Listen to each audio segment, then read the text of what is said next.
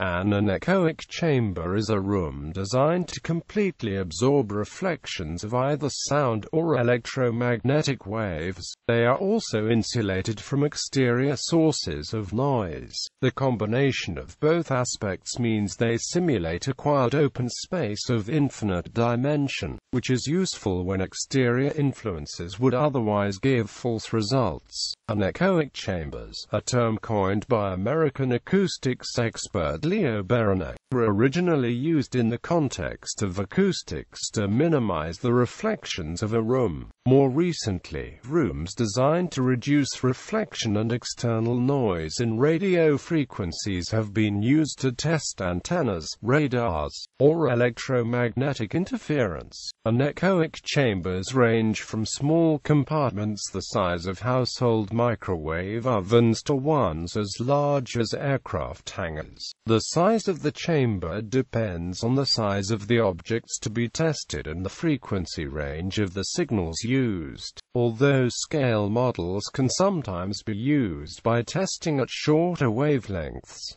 Acoustic anechoic chambers. Anechoic chambers are commonly used in acoustics to conduct experiments in nominally free field conditions. Free field meaning that there are no reflected signals.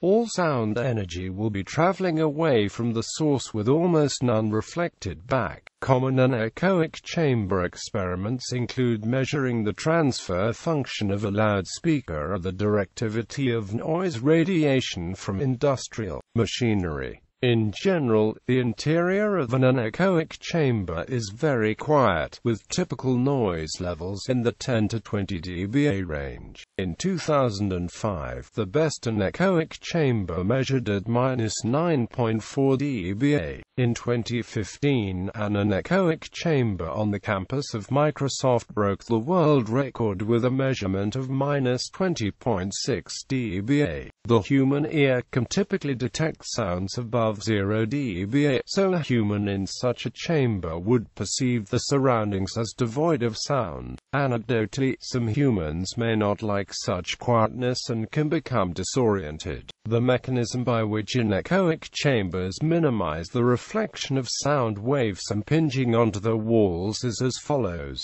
In the included figure, an incident sound wave I is about to impinge onto a wall of an anechoic chamber. This wall is composed of a series of wedges W with height h. After the impingement, the incident wave I is reflected as a series of waves R, which in turn bounce up and down in the gap of air A between the wedges W. Such bouncing may produce a standing wave pattern in A. During this process, the acoustic energy of the waves R gets dissipated via the air's molecular viscosity, in particular near the corner C. In addition, with the use of foam materials to fabricate the wedges, another dissipation mechanism happens during the wave-wall interactions. As a result, the component of the reflected waves R along the direction of I that escapes the gaps A, denoted R, is notably reduced. Even though this explanation is two-dimensional, it is representative and applicable to the actual three-dimensional wedge structures used in anechoic chambers.